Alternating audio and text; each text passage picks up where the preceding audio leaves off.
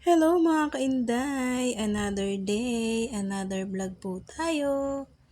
Cooking tayo ng ating simpleng ulam.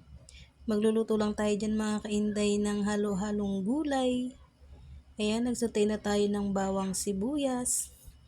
And then, pinaride natin yung ating pork. Palalambutin muna natin yung ating pork. Pag malambot na yung pork, mga kainday, lalagyan na natin yung ating tomato. And then, nilagyan ko pa rin siya ng shrimp. Yung maliliit na shrimp, mga kainday. Yung dried shrimp na siya.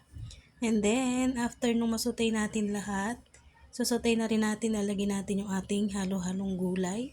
Ayan, sutay-sutay muna tayo. And then, lalagyan natin siya ng pampalasa. At palalambutan muna natin siya mga kainday.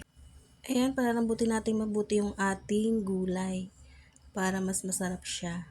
Inihuli natin niya ilagay yung ating kalabasa kasi mas madali siyang maluto.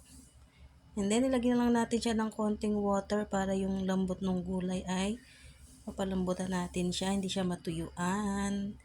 Ayun na guys, tikman na natin kung okay ang timpla. At dyan, ay lalagyan na rin natin yung ating kalabasa. Kasi luto na yung ibang mga gulay, yung aking kalabasa naman. Ayun na mga kainday ang ating lunch for today. Ang halo-halong gulay. Thank you for watching. Bye!